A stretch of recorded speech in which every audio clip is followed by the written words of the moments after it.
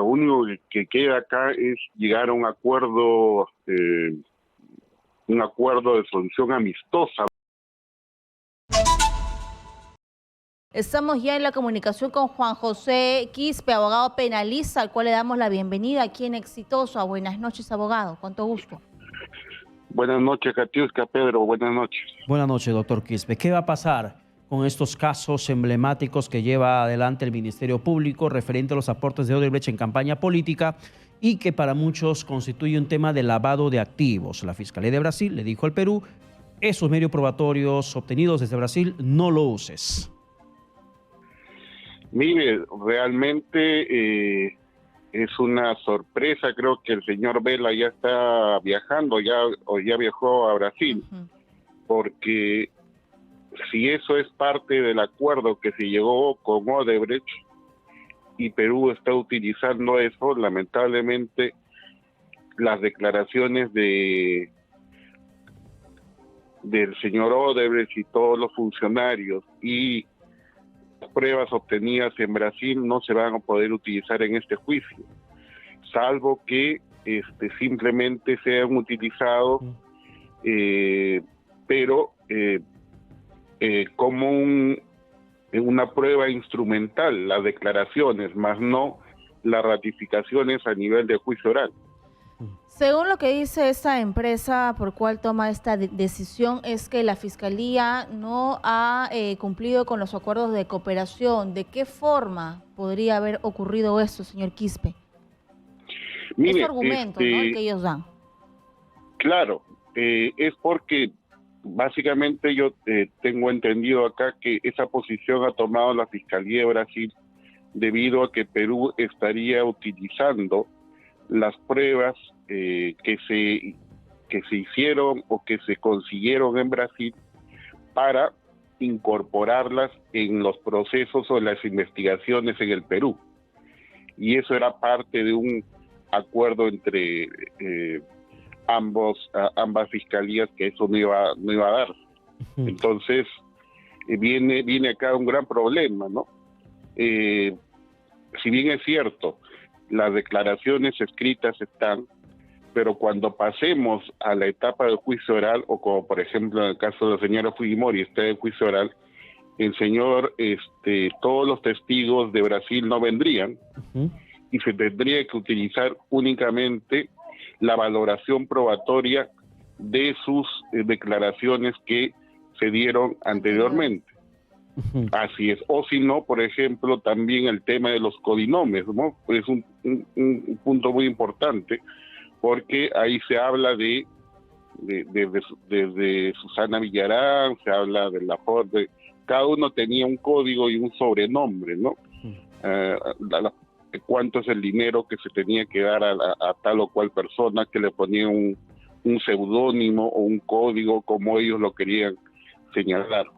Pero doctor Quispe, ¿cómo podría darse la valoración de una prueba de ese nivel, de esa magnitud, con esa decisión de la Fiscalía de Brasil? Y más aún teniendo en cuenta que esas personas tendrían que participar como testigos, como estaba ya previsto el próximo 7 de noviembre, que llega a nuestro país tanto Marcelo Odebrecht como Jorge Barata, para que sean testigos del juicio que se le sigue al expresidente Ollanta. Y entendemos que con esa decisión ellos ya no van a venir. Claro, lo que pasa es que en el juicio oral las personas que vienen como testigos o peritos pueden, por diferentes razones, no declarar. Hay varias. Una es por muerte, otra es por salud, u otra tercera, que es la más amplia, que es por cualquier imposibilidad, ¿no? Entonces, cuando no se puedan venir los testigos, lo que hace el tribunal en un juicio oral es declarar los testigos tardíos, es decir, la fiscalía que los propuso, que es la oferente, como se llama, de esos testigos, lo podría traer cuando solucione el problema con la Fiscalía de Brasil, si es que lo soluciona. En el caso que no lo solucione el problema y Brasil se mantenga en que no se deben utilizar esas pruebas, entonces o no van a ir los testigos.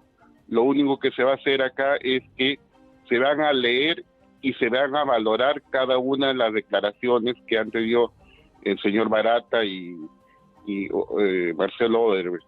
Es bien preocupante, ¿no, señor Quispe? Yo creo que sé que es feriado, pero la población no está entendiendo la magnitud de esta noticia que remece el escenario político. Hablamos de casos emblemáticos y la gente pide y exige justicia. Yo quiero saber un poquito si esto puede tener solución, si con la presencia del señor Rafael Vela Barba puede solucionar, porque estamos próximos, como lo dice mi colega, al caso de los esposos Humala Heredia, y que es un caso que va a marcar precedentes, porque por el mismo camino pasó Keiko Fujimori, Alan García y otros políticos más, y sigo con una larga lista.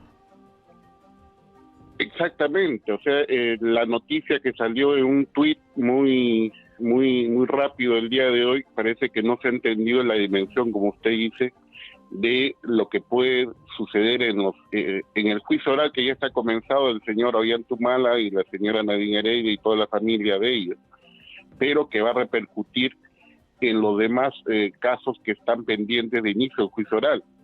Entonces, acá sucede dos cosas simples, ¿no? O la fiscalía llega a un acuerdo, que lo veo bien difícil pero no imposible, con Brasil, con su par de Brasil, y logran que vengan, ¿no?, estos señores, porque como le decía a Pedro, los testigos y peritos pueden venir hasta una cierta parte del juicio oral. O sea, si los llaman ahora, pueden ser declarados como se conocen testigos tardíos. Ya la fiscalía lo traería más adelante y se proseguiría con el juicio oral. No habría problema por el momento. La cosa es, si es que no llegan a venir estas personas, cómo el tribunal va a valorar solamente las declaraciones y se va a leer las declaraciones de cada uno de ellos, y cómo es que el tribunal podría valorar esas declaraciones que finalmente pueden terminar o ser determinantes para una sentencia condenatoria en el caso de la tesis del Ministerio Público. Y por el otro lado, los abogados de la defensa van a cuestionar diciendo que no han venido a ratificarse esas declaraciones, pero hay un tema importante que les quería decir. Ya hay jurisprudencia de la Corte Suprema donde dice que el tribunal puede valorar la declaración que se haya tomado en cualquier estadio del proceso, es decir, en la etapa de investigación preliminar, investigación preparatoria o juicio oral. Si no ha podido estar en juicio oral por X motivos, se valorará las otras siempre y cuando se cumpla con las garantías de ley, es decir, hayan participado los abogados, haya habido presencia de representantes del Ministerio Público.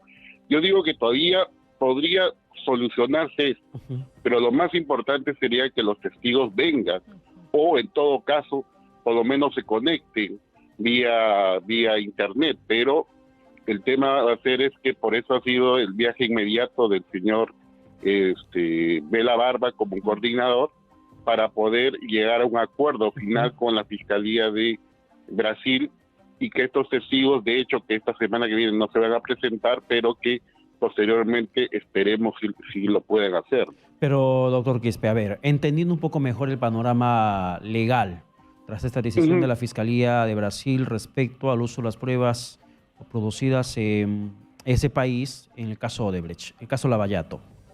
Todas las pruebas, declaraciones recogidas, encontradas, hasta antes de esta decisión de la Fiscalía de Brasil, pueden ser usadas en los procesos judiciales que están en curso.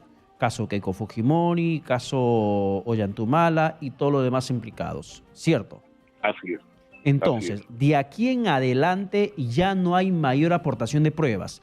Lo único que va a suceder es lo que podría utilizar a su favor la defensa de los investigados, la no presencia de los testigos. O sea, Jorge Barata, Marcelo Odebrecht y todo otro investigado directamente de la empresa que no esté aquí como testigo, podría finalmente jugarle a favor de los que están procesados por presunta corrupción, por presunto lavado de activos. Definitivamente que un proceso sí, mientras la persona está viva y pueda declarar, Pedro. ¿Por qué te digo? Porque las declaraciones que se dan a nivel de, por ejemplo, cuando se les fueron a tomar allá en Brasil, ¿no? Donde participaron todos los abogados, la Procuraduría, la Fiscalía de Perú, ¿no? Una cosa es una declaración escrita y otra cosa es lo que se conoce como el sistema, el principio de inmediación, es decir, donde el juez lo tenga cara a cara o el tribunal, ¿no? Y además que puedan ampliar, rectificar, aclarar o, de ser el caso, eso quiero preguntarle, si es que ellos se rectifican. Por ejemplo, dicen, ¿perdón? No, eso quiero preguntarle, lo que usted menciona, ellos dicen, yo nunca le di plata al señor Ollantumala. ¿Eso influiría aquí en la justicia nacional? Porque en la política nada se sabe. Claro, mire, si van a venir con esa situación es que ellos pueden decir eso, pero ya el tribunal se encargará de ver si esa declaración es la que vale, porque estaríamos viendo que esa declaración nace como consecuencia de que la Fiscalía de Brasil les habría inducido a ellos a que no hablen más del caso o simplemente los niegue, ¿no? ¿Por qué? Porque han incumplido un compromiso entre Fiscalía de Brasil y de Perú. Entonces, lo que el tribunal, por más que digan eso, que puede beneficiar a los acusados, eso es un hecho, porque el que no se precise o el que se niegue o el que no se aclare un punto, beneficia definitivamente en un juicio oral al acusado, no a la Fiscalía ni a la parte civil o al actor civil, como se llama ahora. Entonces, ese es un problema grande y por eso le decía yo, o sea, hay puntos que en una declaración, por más que sea extensa, cuando están delante del juez se pueden precisar. Y ese va a ser el gran problema para Doctor Quispe, el juicio oral, ¿no? Doctor Quispe, tengo una pregunta más al respecto de ese tema, pero por favor queremos hacer un paréntesis con un último tema que también está ocurriendo en Palacio de Gobierno en este momento. Recordamos el caso del pitufeo del exministro de Salud Jorge López, un asesor ministerial que buscó trabajadores del MINSA para que hagan ese depósito por menos de 10,000 soles a la cuenta de la ex esposa del exministro y así finalmente saltarse los controles de la SBS. Y es que esta persona, identificada como Juan Carlos Delgado, luego de renunciar al Ministerio de Salud, fue designado por el ministro del Interior, Willy Huerta, como asesor. Increíble. Increíble, pero cierto. Ya frente a ese destape, las reuniones que han tenido previamente, él ha renunciado y tenemos aquí la resolución ministerial. Se resuelve aceptar la renuncia formulada por el señor Juan Carlos Delgado Echevarría al cargo de asesor 2 del despacho ministerial del Ministerio del Interior, dándosele las gracias por los servicios prestados. Y este escándalo estallado el día de hoy, conociéndose que esta persona, incluso antes de que sea designado como asesor 2 del Ministerio del Interior, tuvo varias reuniones se reunió con el ministro del Interior, Willy Huerta. Pero es más, Katiuska, es más, lo que es peor aún, él ingresó al Ministerio del Interior identificándose como trabajador del Ministerio de Salud luego de haber renunciado al MINSA. O sea, cuando estalla el escándalo, los trabajadores identificaron a esta persona, Juan Carlos Delgado, como quien les había mandado hacer los depósitos pitufiados a la cuenta de la ex esposa del ministro de Salud. Y a pesar de ello, él renunció, pero luego de ser, lejos de ser expectorado del aparato estatal, fue casi como premiado como asesor del ministro del Interior. Y tuvo una reunión desde la 1:57 de la tarde hasta las 5:53. O sea, más de 2-3 horas conversando sobre qué, no lo sabemos. Lo cierto es que luego salió con este premio, ¿no? Asesor del MINSA a ser asesor 2 del Ministerio del Interior. Ahora, mucha gente nos dice, pero no vale la experiencia, pero déjenlos trabajar, quieren trabajar. ¿Qué hace alguien del MINSA que tiene graves problemas con la justicia de haber sido la persona que buscaba designar para hacer estos depósitos a la esposa o pareja del ministro Jorge López y ahora es asesor, finalmente renunció? Pero es un escándalo más. Así es. Y luego dicen que la prensa inventa las pruebas. Hay que dejarlos trabajar, es lo que dice algunos oyentes. Bien. 7:50 minutos. Una pregunta más tenías para nuestro invitado, Juan José doctor Quispe. ¿Qué tendría que pasar para que la Fiscalía retome este grado de colaboración que tenían los integrantes de la ex empresa Odebrecht? Mire, lo único que queda acá es llegar a un acuerdo de solución amistosa, vamos a decir, porque recuerde usted que curiosamente el presidente también recientemente elegido, el señor Lula, también estaba metido por el tema, investigado por el tema de del caso Odebrecht, ¿no? Entonces, acá lo que se va a hacer en Brasil, esperemos no se suceda en el Perú. Es decir, por un error de procedimiento, lo que podría pasar, y eso es lo grave que sí alerta un poco, no es que se quiera ser alarmista, pero si no se llega a un acuerdo, lo que podría pasar acá es que los abogados de los acusados digan que esos testigos o esas declaraciones interpongan tachas contra esas declaraciones porque nacen de un acuerdo viciado, es decir, donde la fiscalía, es decir, aprovechen la oportunidad de que la fiscalía de Brasil se está quejando que por incumplimientos Perú está utilizando unas pruebas. Inclusive podrían llegar a decir, cosa que no es, que son pruebas prohibidas y por tanto no deberían ni siquiera actuarse en el juicio oral las declaraciones del señor Odebrecht o del señor Barata.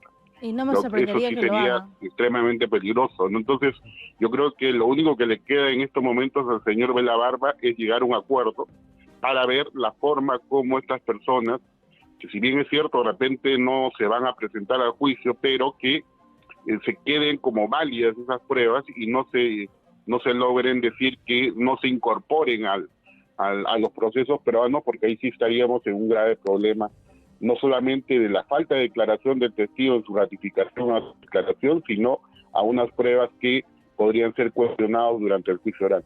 Así es. Gracias, Juan José Quispe, abogado penalista, por darnos más detalles sobre lo que ha ocurrido el día de hoy.